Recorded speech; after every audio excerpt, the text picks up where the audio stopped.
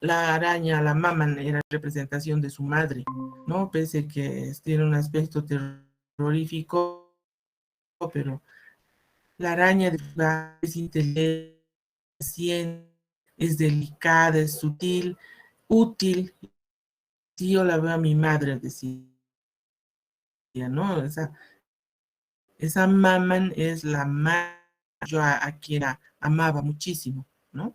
Esta araña, que la que cuida y protege a sus crías, ¿no? Ahí se ve el vientre de Maman y los huevos de mármol que están contenidos allí en su vientre. Como decía Bourgeois, es porque ella veía siempre que la araña es al mismo tiempo, o diríamos, su madre era fuerte y frágil al mismo tiempo, una artista que teje, ¿no? Y no solo eso, decía, si desgarras la tela de una araña, ella la vuelve a tejer, la restaura sin alterarse, ¿no? Vuelve hilito a poner todo en su lugar. La madre de Bourgeois era tejedora, tenía la familia un negocio de restauración de tapices, y esta obra está inspirada en su infancia y su vida familiar y su vida íntima más profunda, ¿no?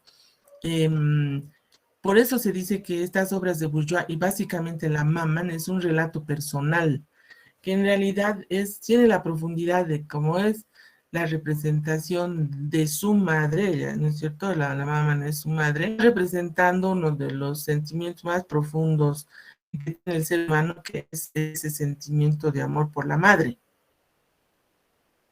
No es exactamente, digamos, el arquetipo de la representación de ser una madre, pero sí va, digamos, hacia los sentidos más universales que hay, ¿no? Que trasciende las culturas de la madre. Pero más en específico, digamos, dónde está la profundidad, bueno, esta hizo cuando ya tenía casi 80 años, o sea, en su madurez artística, ¿no?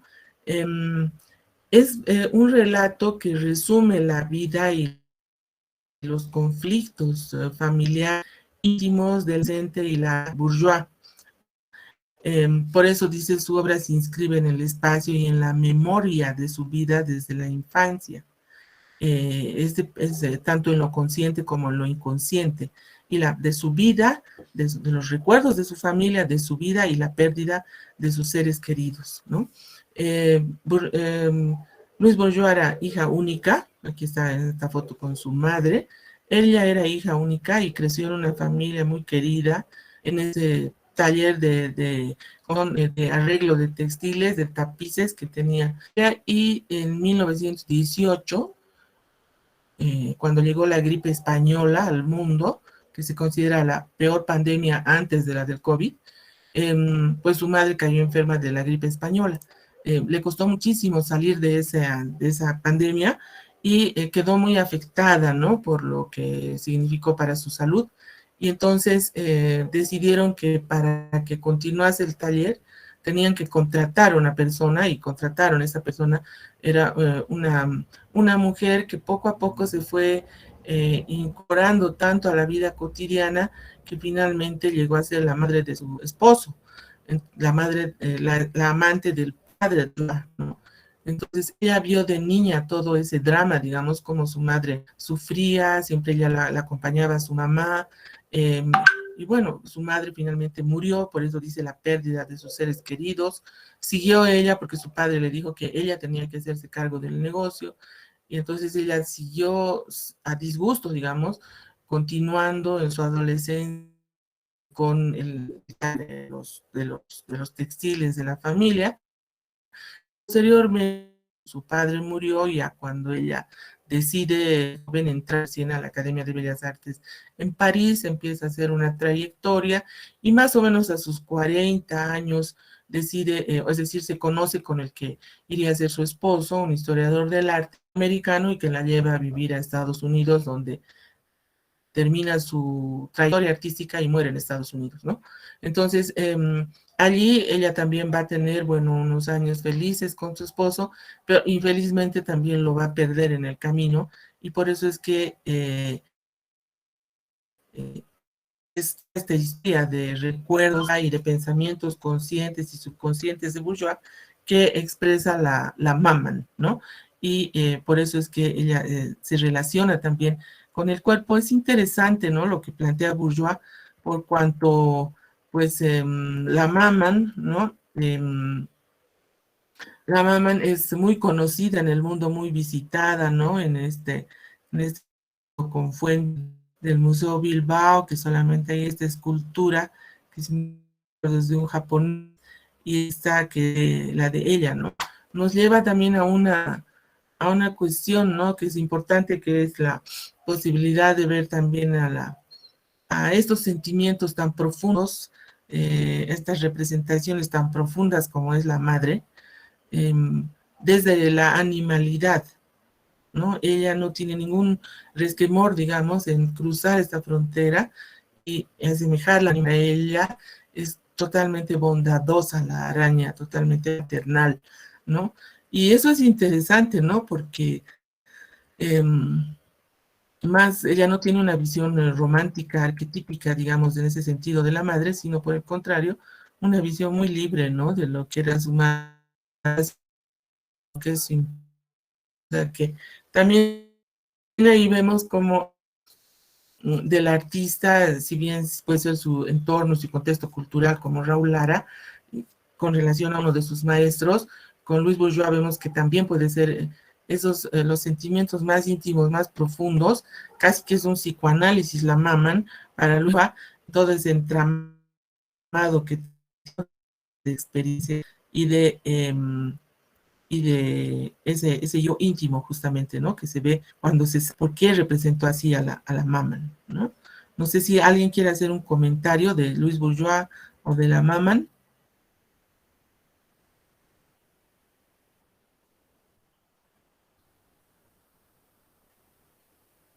Muy bien. Entonces pasamos y vamos allá. Otro de los aspectos eh, que el arte puede aportar, digamos, ¿no? Que es por sí mismo la creatividad y la innovación, ¿no? Si hay algo que caracteriza al arte es pues la creatividad, ¿no? Y la innovación permanente en los materiales, en las miradas, ¿no? Pues con esta parte de la práctica artística, como sabemos, da como resultado también la innovación. Entonces, ella es Anarita Serra, que es italiana, y ella se crea en Nueva Zelanda. Nueva Zelanda, que está un poco más al sureste, digamos así, de Australia.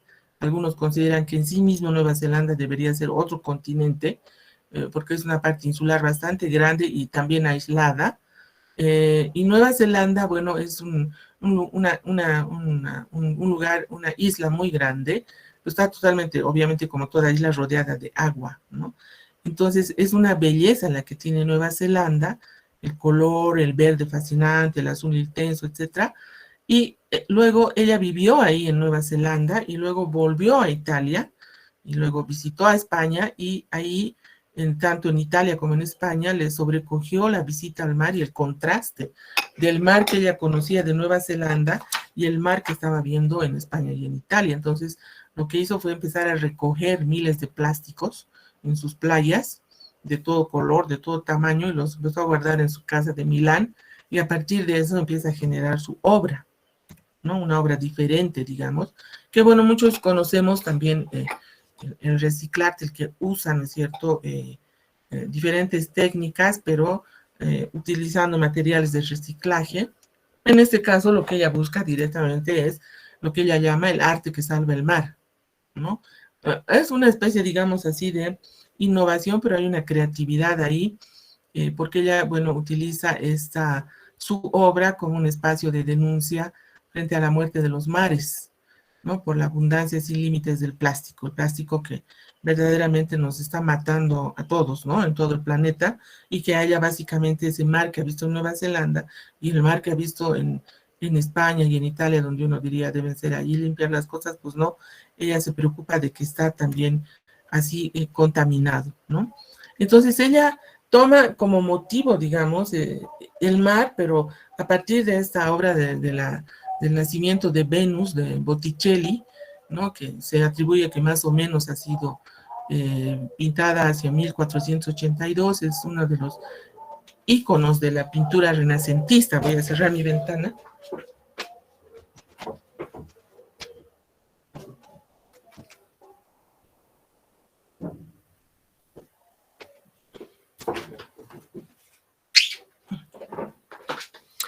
Entonces, ella toma eso, ella admira, digamos, esta obra, ¿no?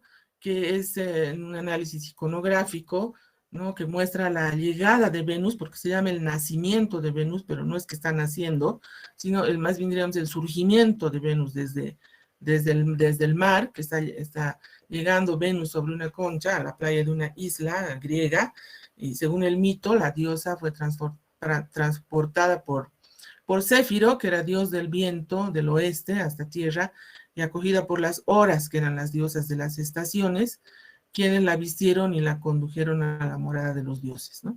A la izquierda está Flora, la esposa de Céfiro, y a la derecha la primavera, ¿no? Ahí está Céfiro, el dios de los vientos del oeste, ¿no? Soplando la concha en la cual está llegando Venus, y está con Flora, que es la esposa de Céfiro, y a la derecha está la primavera, que está arrojando flores, ¿no? Botticelli se centra en el surgimiento de la diosa del mar y su llegada a tierra impulsada por los vientos en medio de una lluvia de flores que simbolizan la fecundación del mar por el cielo. O sea, aquí el mar, digamos, está de fondo, está la lluvia de flores por delante, digamos, en el plano, en el primer plano, que está una lluvia de flores, ¿no? Que se dice que son rosas, que son el símbolo del amor, y que estas, una lluvia de flores que simbolizan la fecundación del mar por el cielo, ¿no? Bueno, el mar en este cuadro es meramente decorativo, dicen los historiadores del arte. Lo importante de la imagen son las figuras, ¿no? Que son el primer plano, dispuestas a modo de friso, y las olas de mar, que están así en B, en B, en B, dan más sensación de alfombra que de ondas marinas, ¿no? Es un mar calmo, digamos, y el cromatismo, bueno, muestran verde azulados, el cielo y el mar, que contrastan con los tonos pálidos de las figuras, mientras que los toques dorados están esparcidos por todo el cuadro, que dándole luminosidad al ambiente, ¿no? Entonces, evidentemente el nacimiento de Venus, que es este surgimiento, ¿no? De la diosa Venus, se considera además, tal vez está aquí más abajo, bueno, aquí el esquema compositivo piramidal característico del Renacimiento, ¿no? Y donde se representa la tierra, ¿no es cierto?, el mar y el aire, y está reforzada por los ritmos ondulados del dibujo, ¿no? Este mar, digamos, asociado a la belleza, al arquetipo de la belleza, y estoy usando varias veces la palabra arquetipo a propósito, ¿no? Donde se ve toda su cabellera larga, y siempre las otras Venus, digamos, que hay, siempre están representadas con la mano que tapa, digamos así, los senos de la Venus, la mano derecha, y la mano izquierda que tapa la ingle, ¿no? Y toda su cabellera al viento, digamos, y totalmente fresca. Ella era esta de Botticelli, era una modelo italiana muy, muy bella, ¿no? De la cual también le hizo un cuadro, Botticelli, un cuadro de medio de rostro a la modelo, ¿no? Que fue modelo de Botticelli para otras obras y para otros artistas también, muy, muy bella, y se considera, digamos, esta obra de Botticelli, pues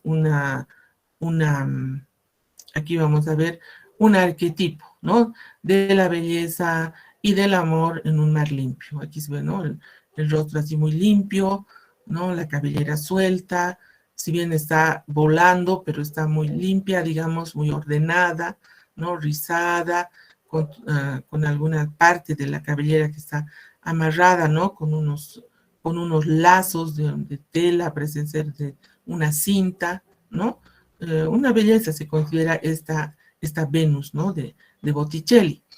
Y Anerita Serra la reinterpreta, digamos, que esto es totalmente válido, digamos, en el arte, la reinterpreta en función de este reciclarte, y bueno, pone a la Venus, digamos así, la Venus en el mar siglo XXI, ¿no?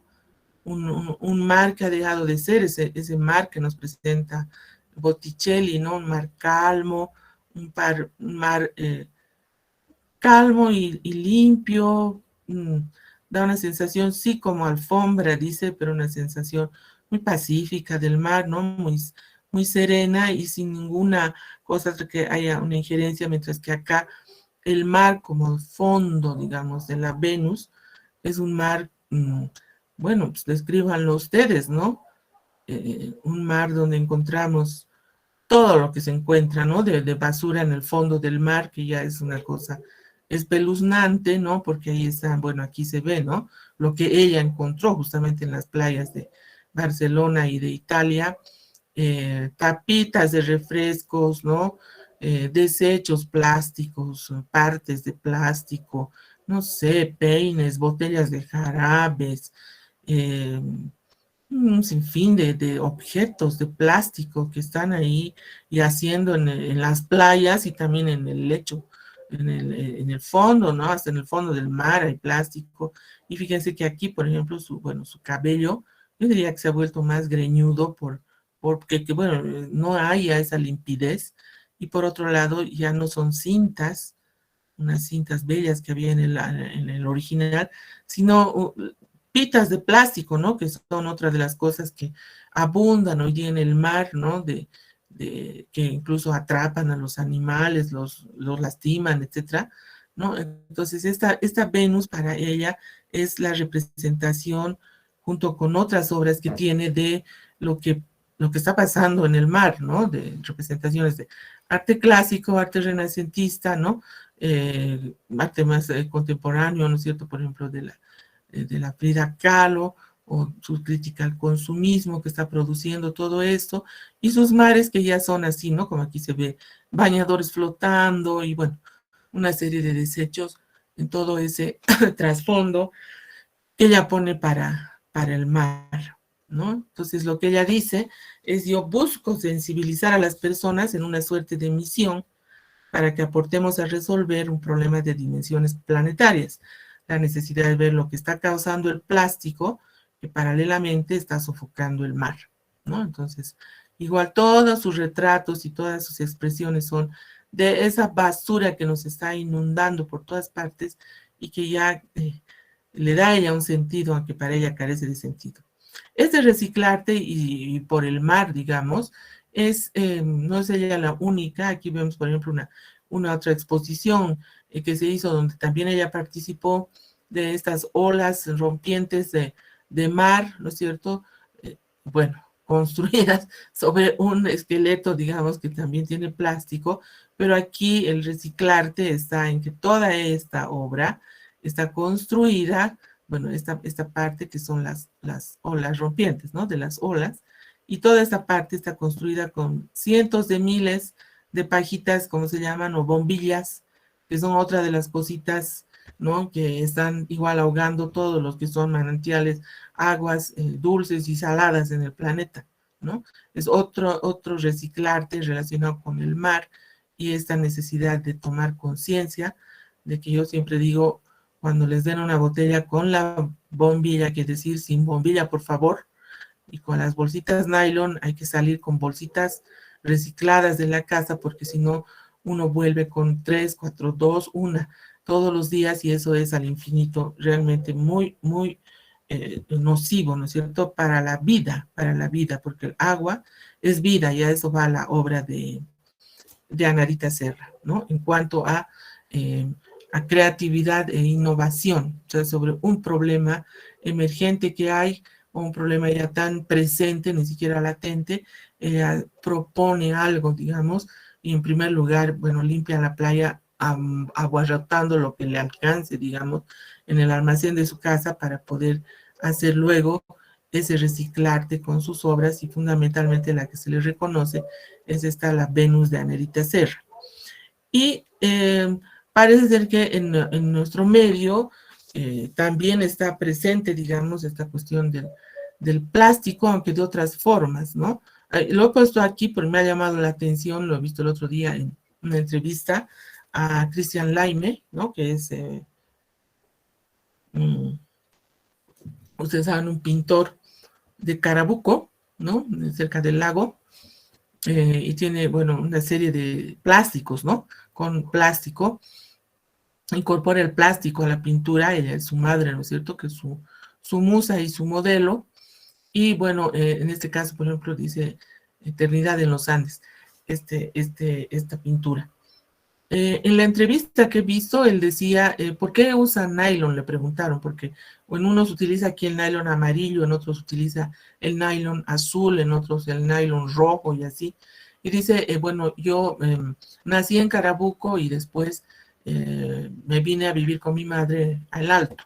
Y ahí vive en el Alto. Y entonces dice él, en el Alto todo es nylon. O sea, el nylon está presente en absolutamente toda la vida cotidiana, se usa nylon para todo. Y entonces para mí, dice, ha sido muy natural incorporar el nylon a la pintura, ¿no? Y lo utiliza así. Aquí más parece ser el nylon como una, inclusive un sentido de identidad, me parece que le está dando aquí en este cuadro. En los otros también, ¿no? Cuando ella aparece como modelo, lo utiliza como una especie de tela, de lienzo, el nylon para expresar, haciendo una serie de nylon que hay en la mirada de Christian Lime. Interesante, ¿no? Para ver, digamos, esas miradas. Él no está en el reciclarte, obviamente que no, pero sí utiliza también o tiene esta otra mirada sobre el plástico en nuestras vidas, ¿no? El nylon, lo que ella, digamos, tanto rechaza, lo está haciendo más poético aquí Christian Lime, ¿no? Algo también para ver, para analizar. Bueno, la sexta, la sexta, mm, el sexto aporte que puede dar el arte, ¿no es cierto?, con la investigación a la sociedad, a la universidad, a la sociedad, es la emocionalidad y el placer, ¿no? La emocionalidad que viene a través de, bueno, las emociones que nos puede provocar una obra, ¿no? Según los artistas y según las intenciones, podemos sentir, ¿no es cierto?, alegría, felicidad, todas las emociones, ¿no? Esperanza, decisión, estupor, sorpresa, rechazo, tristeza, tantas emociones que podemos llegar a sentir, ¿no? ¿Y por qué decimos que el disfrutar del arte nos causa placer? Esto viene de, bueno, estudios neurológicos, o sea, la neurología también tiene tiene un área de estudio que se llama la neuroestética, ¿no? Y en la neuroestética ha demostrado que contemplar una obra de arte bella que nos produce en solo 10 segundos aumento inmediato del flujo sanguíneo en zonas del cerebro relacionadas con el placer. Y el efecto equivale a la sensación de estar enamorado, ¿no? O sea, una sensación bella, digamos, de haber experimentado una bella. Ahora, también puede haber sensaciones, como digo, emociones de todo tipo, ¿no? Puede también darse el rechazo, puede provocar la tristeza, hasta el llanto, etcétera, ¿no? Eh, y esto se refiere al paradigma estético, ¿no? Es cuando las características de este objeto que yo esta obra que estoy viendo, me alcanzan a decirme algo importante dentro de lo que es el contexto de mi cultura, de mi imaginación, de mi conocimiento, ¿no? De mi expectativa. Y va por encima de mis referentes, ¿no? Eso, por ejemplo, en la obra de Raúl Lara, quien vea la obra de Raúl Lara, esa serie de Van Gogh en Oruro, y no conoce a Van Gogh, no va a percibir, digamos, cuál es exactamente, qué es lo que está diciendo el autor. Por eso dice que esto va por encima de todos mis referentes. Tengo que conocer y aproximarme a la obra de Van Gogh para comprender esa relación, ¿no es cierto?, entre culturas que ha hecho Raúl Lara. Y por eso siempre el arte nos proporciona nuevo aprendizaje y siempre es beneficioso. Ya lo vemos que en términos biológicos, con toda la experiencia positiva, y también vemos que es como obtener una recompensa, ¿no? Me voy a pasar ahora a esta lámina que es sobre la comunicabilidad. La comunicabilidad se refiere a algo muy específico del arte y del diseño gráfico también, obviamente, que es la gran capacidad de comunicación que tiene el arte y el diseño, porque es por la transmisión de mensajes visuales, el lenguaje que tiene, ¿no es cierto?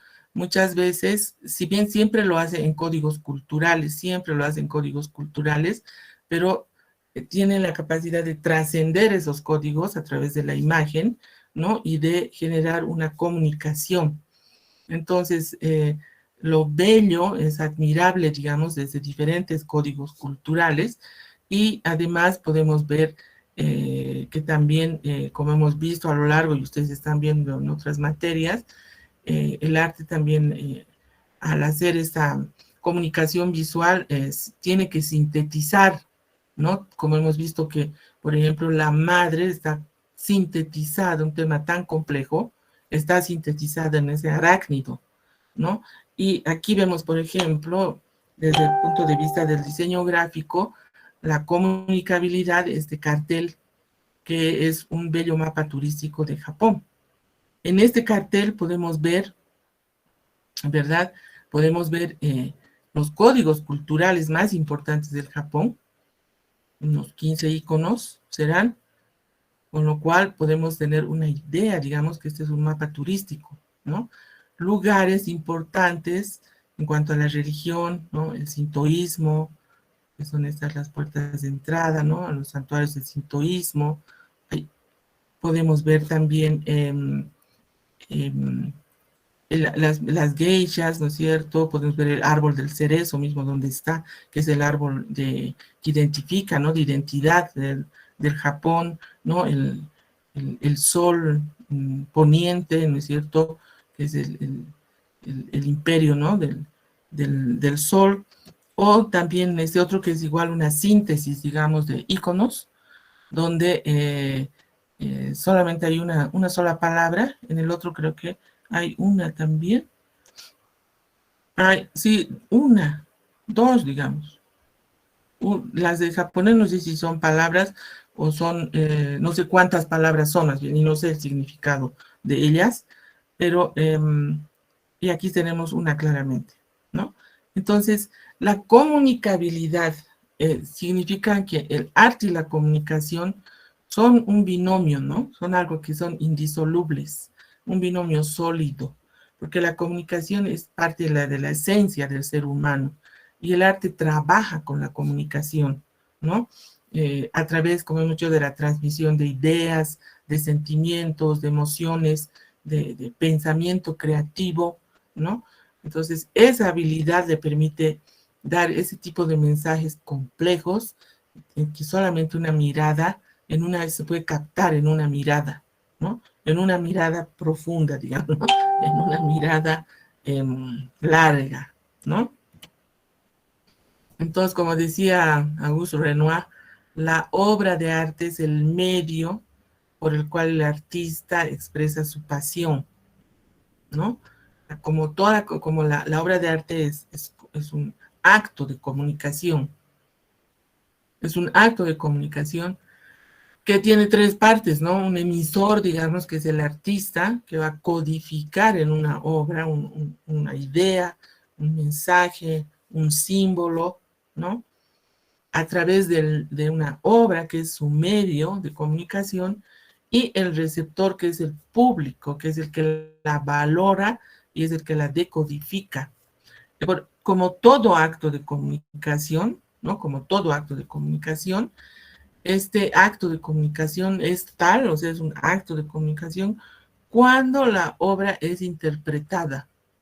La obra creada por sí misma no tiene sentido, sino con la interpretación del público que la decodifica desde pues el raciocinio, la emoción y los códigos culturales que están siempre presentes, ¿no?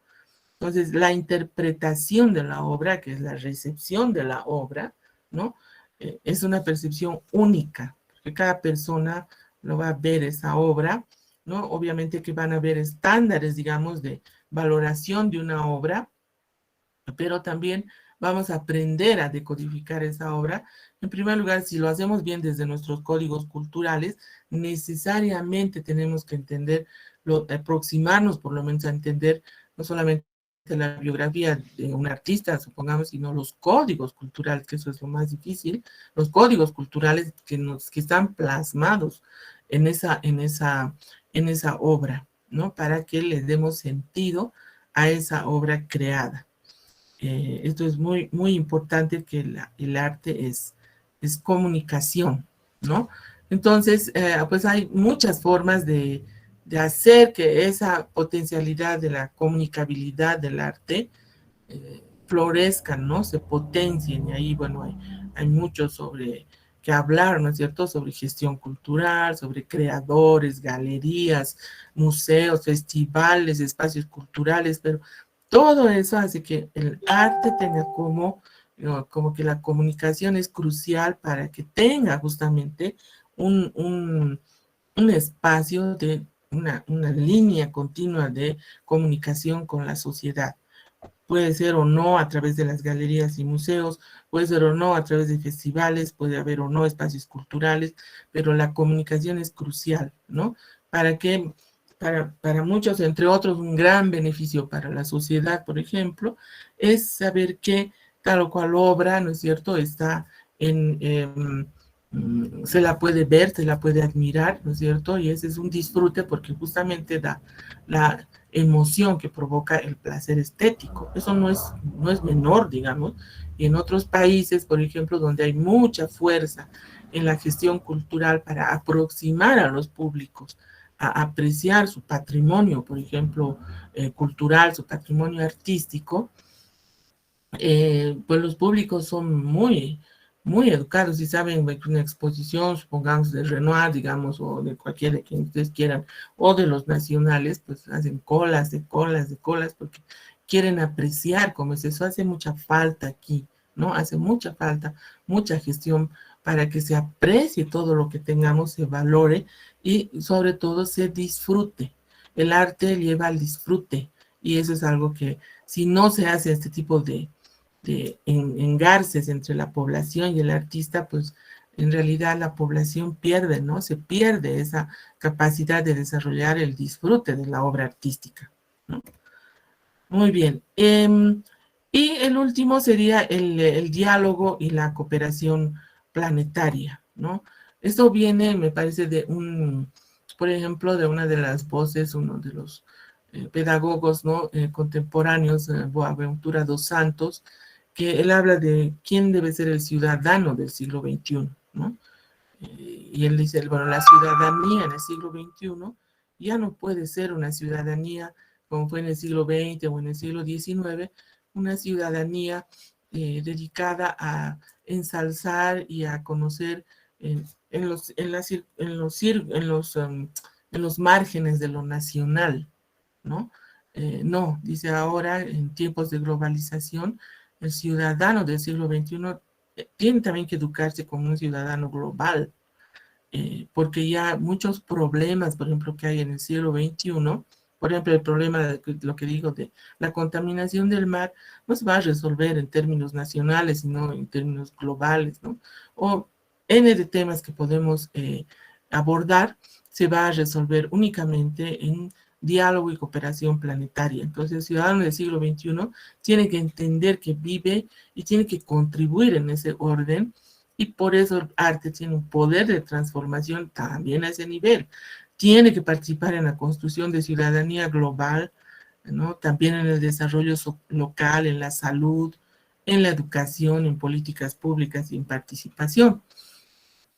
Por ejemplo, en educación, ya no tenía tiempo de poner ahí las láminas, pero eh, han habido experiencias muy importantes entre el arte y la educación, ¿no? Más allá de que la educación, o perdón, de que el arte esté incorporado en la currícula escolar como artes plásticas, como se llama, mucho más allá de eso, ¿no? Que hay que decir que gobiernos de todas partes, alguna vez también aquí en Bolivia querían eliminar artes plásticas porque es una comillas, pérdida de tiempo, ¿no? Eliminar filosofía, porque nada que ver, no se está aprendiendo nada ahí, ¿no? ¿Para qué vamos a gastar en eso, no? Dirían las autoridades, ¿para qué vamos a gastar en literatos? Nada que ver, o sea, realmente donde hay que invertir, pensaban de una manera muy equivocada esas autoridades, lo que hay que hacer es invertir en profesores de física, de matemáticas, porque esos nos van a dar la tecnología. Muy bien, puede ser cierto que ellos vayan a derivar su formación hacia la tecnología, lo cual es muy importante, pero nunca se puede privar, menos a las nuevas generaciones y a todo el mundo, de todo lo que es el mundo del arte, del alimento, de la espiritualidad, de la formación y de la creatividad, y un largo etcétera que ustedes también conocen o que van a ir formándose. Y entonces la educación, no solamente en este sentido de que siempre debe formar parte de la formación de las personas. Es, por ejemplo, muy raro que la universidad, y eso tal vez la carrera debería ser, no tenga, pues así como hay un consultorio de psicología, hay un consultorio de derecho, hay un consultorio de farmacia, hay un consultorio odontológico, hay un bus de turismo, no sé qué, pues debería haber un taller de arte, ¿no es cierto?, para los universitarios, que no van a hacer, que no van a estudiar arte, no van a tener la licenciatura con ustedes, pero para su formación, a ver, enseñaremos a los estudiantes universitarios apreciación de las obras artísticas. Nada, si solo hiciéramos eso, estaríamos haciendo una contribución a la universidad, ¿no? Entonces, un ratito voy a terminar primero. Entonces, no solamente es que esté en la currícula, no solamente es esto, sino también que hay que recuperar aquellos proyectos en los cuales se ha hecho más allá de eso todavía, como por ejemplo lo que se llama la educación por el arte.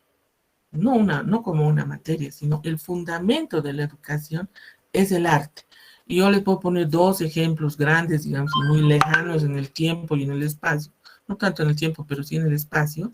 Por ejemplo, uno es la escuela Máximo Gorki, así se llamaba, del pedagogo ruso Anton Makarenko, que escribe el poema pedagógico, y era la experiencia de unos jóvenes, adolescentes, todos que habían tenido así las peores vidas, muchos eran delincuentes. En realidad se creó como lo que se llamaba un reformatorio y le dieron a Makarenko que los eduque, ¿no? Que se vayan lejos después de la Revolución Rusa, que se vayan lejos y que los eduquen. Y entonces él inventó esto de con estos jóvenes difíciles, digamos, el arte, ¿no? Y les enseñó a través del arte muchísimas cosas, la base de la escuela de Makarenko era el arte. Y esos jóvenes con el tiempo llegaron a hacer muchos, ¿no es cierto?, diferentes actividades, oficios y profesiones que tuvieron ya en la Revolución Rusa. No fue un cuento, sino fue una experiencia de Anton Makarenko, ¿no? ¿Y por qué se llamaba Máximo Gorki la escuela? Porque al finalizar la noche, ¿no? Porque no había luz en el lugar, entonces estos estudiantes pedían a solo 3 profesores que había en todo el establecimiento que les leyeran a la luz de la vela, ¿no?, los poemas de Gorki. Y entonces dijeron, esta escuela se va a llamar Gorki, ¿no? Esa es, por ejemplo, una que es la educación por el arte, la educación a través del arte, ¿no? Y la otra gran experiencia que tenemos, pues, es la de Warisata, ¿no? Warisata, que está aquí cerca a un par de horas, digamos, ¿no? Eh, donde uno de los fundamentos de la Escuela Normal de Warisata de la década de 1930 fue también la educación por el arte. Y hubo ahí un grupo, casi una docena de artistas importantes, no solamente bolivianos, sino también, eh, bueno, para no ir tan lejos, digamos, Marina Núñez del Prado, Fausto Aoiz, y todos los que pintaron estos frescos tan bellos que hay en Warisata, y los que esculpieron esas caras de puma que hay a la entrada del pabellón México, justamente mexicanos, peruanos, argentinos y de todo venían a Warisata a observar esa experiencia pedagógica tan increíble que fue como una cosa que brillaba ahí para América Latina y era Huarizata, ¿no?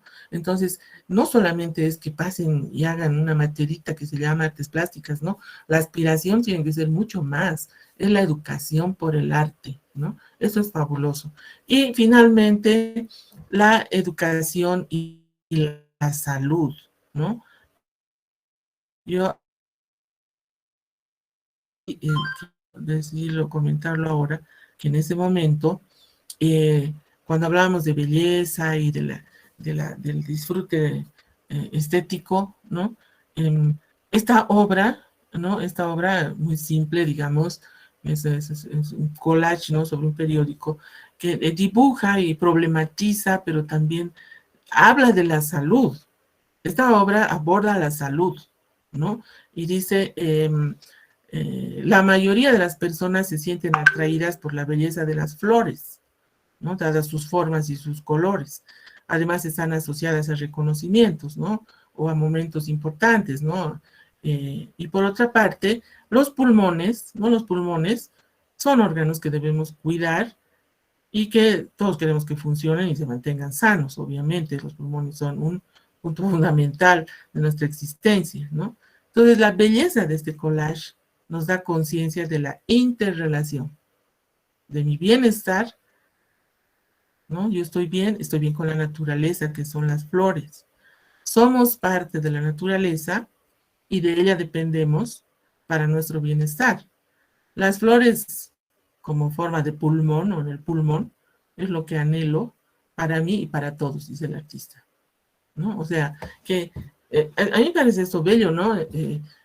Justamente, y ahora, digamos, en estos tiempos, ojalá post-pandémicos, en que todos creo que hemos entendido el valor de los pulmones, ¿no? Por cierto, es decir, los pulmones y lo que debemos hacer para tener una buena salud, para mantenernos sanos, y esta relación de mi bienestar y querer anhelar el bienestar para mí y para todos, y esta interrelación de mi bienestar con la naturaleza. Si yo estoy bien, yo puedo respirar, ¿no?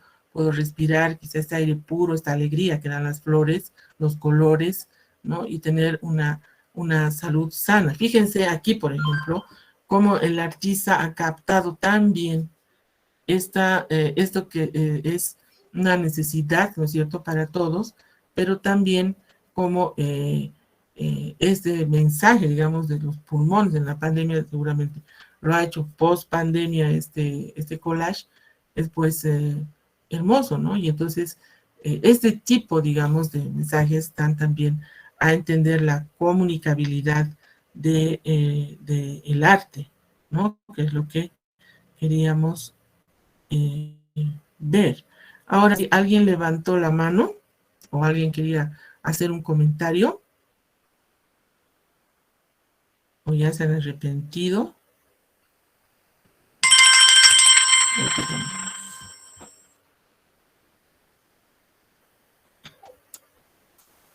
Muy bien. ¿Alguien quiere hacer algún comentario? Yo, Lice, buenas tardes, Lice. Yo creo que el arte tiene que ser amigable con la naturaleza, ya que nosotros dependemos de lo que hay, porque lo verde nos proporciona oxígeno, alimentación, y mayormente yo creo que el artista también tiene que innovar, como estaba diciendo. He visto algunos artistas que de la basura hacen hermosas, bellas creaciones. Se utilizan hasta llantas, he visto, y hacen enormes esculturas. Y es una manera de ayudar al planeta, yo digo, porque hoy en día el planeta está enfermo y nosotros como artistas también deberíamos apoyar eso. Es mi comentario. Así es. Gracias, Giovanni. Muy bien. ¿Algún otro comentario? Bueno, entonces, con esta parte hemos terminado la introducción de la materia y la próxima clase ya vamos a entrar a otro subtema que es un poco el análisis de la cultura. Entonces, para eso ya vamos a utilizar algún texto. Voy a ver esta semana cómo les hago llegar. ¿Ustedes están utilizando fotocopias en otras materias? Está ¿cómo se llamaba? La fotocopia está abierta en la carrera. Hasta ahorita no estamos usando ninguna fotocopias, licenciada. Ya, solamente con clases magistrales están. Sí, mayormente los licenciados nos proporcionan las diapositivas o en PDF para que nosotros volvamos a estudiar y a seguir estudiando. Ya. Yo les voy a proporcionar el texto, entonces lo voy a escanear porque, bueno, claro, les dejaba en fotocopia, ¿no? Pero no sé si ahora está, ¿cómo se llamaba esta chica, ¿no? Que tiene la tienda ahí, pero no importa, voy a poner en PDF para que ustedes puedan seguir las clases y después tengan el material de estudio. De todas maneras, se hace un dossier para el primer parcial, ¿no? Se llega a formar un dossier para el primer parcial. De hecho, pues ustedes ya tienen los apuntes que los tienen que tener, ¿no? Desde la conferencia de la responsable de la biblioteca, ¿no? Y todas las clases que hemos tenido hasta ahora, y sobre todo, está abierta la librería. Ya lo voy a tomar en cuenta. Mientras tanto, pero igual les puedo subir en PDF para que puedan tener el material. Bueno, entonces nos estaríamos viendo el próximo martes y hemos terminado la clase. Que tengan una buena semana entonces. Adelante, Indira. Tenía un comentario, ¿no? Sobre lo que hemos visto y era, ¿qué opinas sobre el arte que hoy en día está muy famoso, el amparte? Porque hay momentos en que no cumple algunas cualidades de las que hemos podido ver, como dar un mensaje muy notorio, específico en algunos casos. ¿Qué opina usted? Sí, bueno, es esto de que carece, digamos, ¿no? De un conjunto de técnicas o de que tenga un trabajo más fino y de una formación más académica, digamos, ¿no? Es lo que se critica al Amparte, es lo que se le dice, por ejemplo, al mismo Banksy, ¿no? Que es un arte fácil, un arte sin mucha técnica, digamos, ¿no? Pero ahí yo creo que hay que ver, ¿no? Porque claro, algunos dicen, ¿y por qué Banksy sería considerado un artista que hace murales o que hace grafitis y otros que hacen grafitis no son considerados, ¿no? De la misma manera. Pero un artista que hace un óleo, digamos, no es por la técnica, digamos, que va a lograr únicamente, ¿no es cierto? Sino un conjunto de eh, de otra, de otros elementos, ¿no? Que van a hacer que la obra alcance, digamos, una importancia en todo el conjunto que quiere señalar, sea en su mensaje, en la estética que propone, ¿no? Lo que está proponiendo. Entonces, hay mucha crítica académica detrás de la Amparte, ¿no? Pero yo creo que hay algunas contribuciones que se pueden tomar en cuenta y hay otros pues, que no cumplen, digamos, sobre todo desde los criterios más académicos. Esa es mi opinión. Gracias, Bueno, otra consulta. Muy bien. Entonces, nos vemos entonces el próximo martes, sí, el próximo martes, y les alcanzo en la semana el material. Bueno, entonces que tengan buena tarde y hemos terminado la clase. Hasta luego.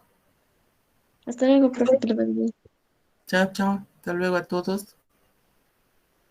Hasta luego, Licenciada. Hasta luego, Hasta luego, licenciada. Hasta luego.